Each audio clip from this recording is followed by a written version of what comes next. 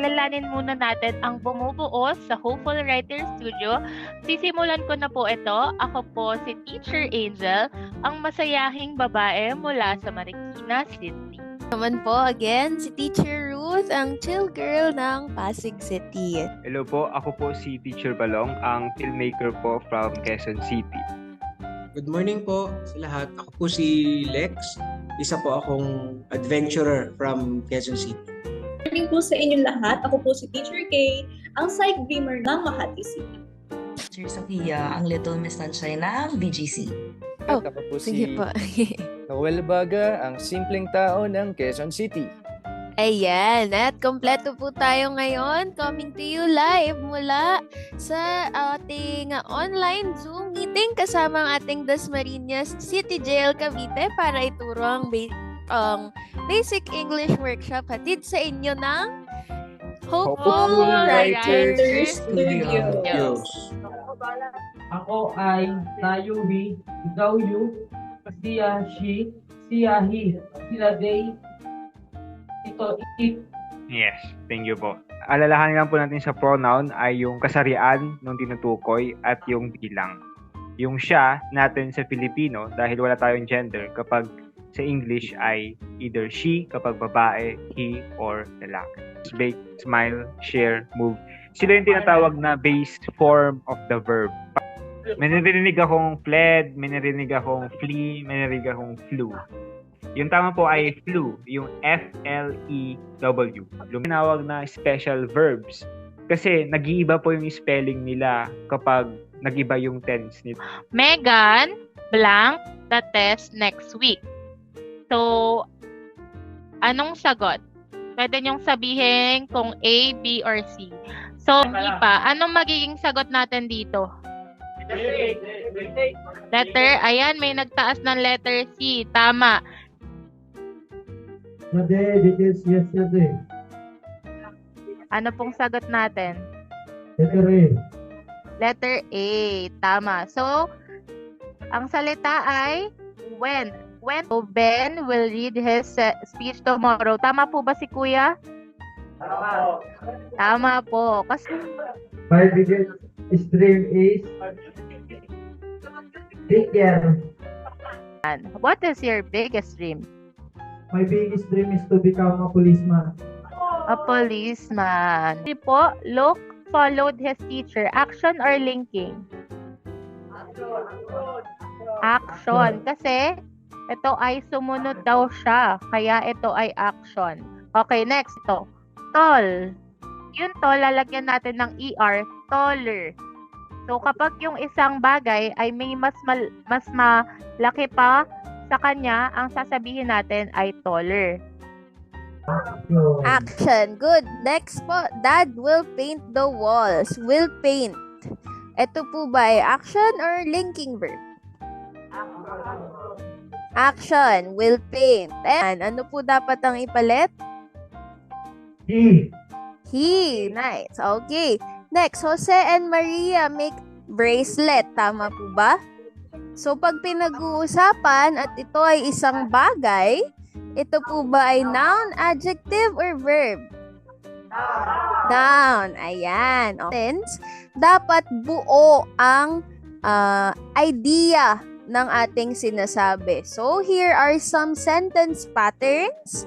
Sino po ang subject sa unang pangungusap? Si Leia. Good. Sino po ang subject sa pangalawa? The kids.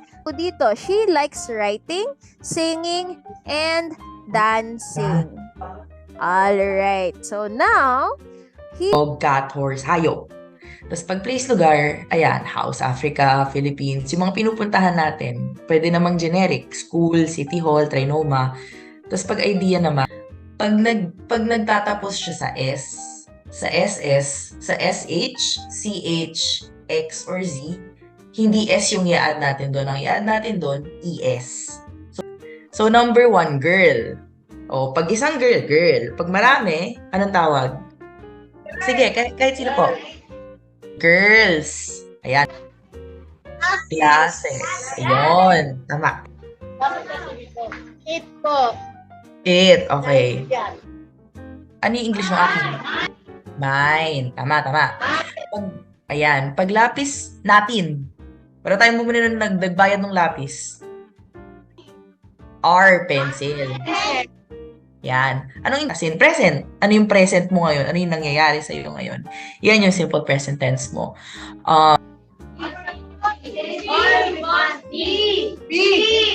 B, visits. Ayun, tama. Visits kasi every month nangyayari siya paulit-ulit. So, Which includes pwedeng size or yung laki niya or liit niya, yung shape, yung korte niya, yung color or yung kulay, yung condition, bago ba, luma, maayos pa ba?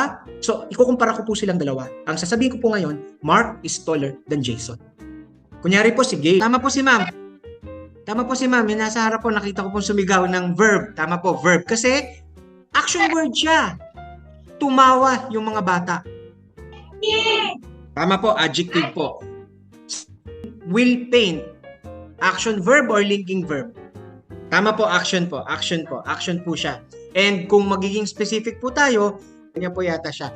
So, H po, tama po. He likes to watch superhero movies. Kasi karaniwan naman pong pangalan na. Number 2, Jose and Maria make a cute couple. Blank, make a cute couple. Ano po ang ipapalit? Tama po. Isa lang naman po yung letter T dyan eh. They. So, they make a cute couple. Ano yung kinain? So, may direct object ka ngayon. Ang direct object, yan yung tinutukoy ng verb na ginawa ng subject.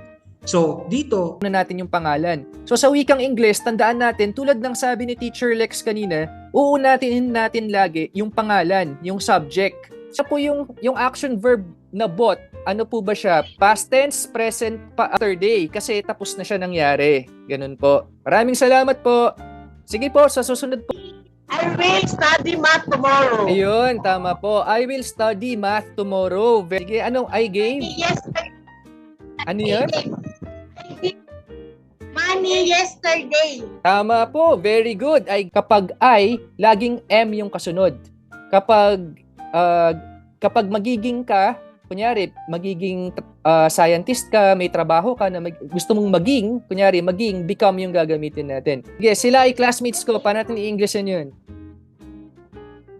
They are my classmates. Very good. They are my classmates. Di ba nag-a-agree pa kayo? Nag-a-agree? Do you agree? Yes, di ba? Yun ibig sabihin ng sentence pattern na to na noun plus linking. Teacher K is teaching right now. Okay, naiintindihan ba?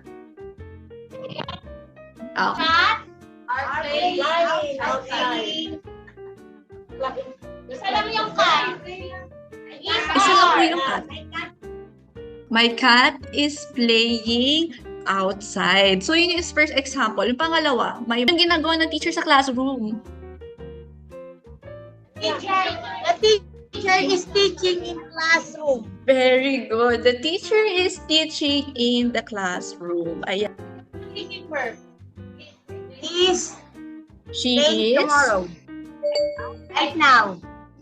painting Right now. right now. Okay. I need grocery yesterday. I led grocery yesterday. Very good. Now, I pray every day. I pray every day. Ayan, pwede po. I am praying every day. Right now. Anong gagamitin natin punctuation marks? Period or comma? Dito sa dulo. Period. Ayan. Verbal sentence tinuro kanina ni Teacher Lex na sabi, ang isang sentence ay may complete thought or kumpleto yung sinasabi sa isang sentence. The book is great. Thumbs up ba yan? Okay, naka-thumbs up. This is a sentence. Is my mother. Because she takes care of me. Okay, naintindihan po na reasoning. Ito yung tinatawag natin na reasoning sentence. Thank you so much po. Marunong na po kayong gumawa ng pangungusap kahit ito po ay simple lamang. So palakpakan niyo po ang inyong mga sarili.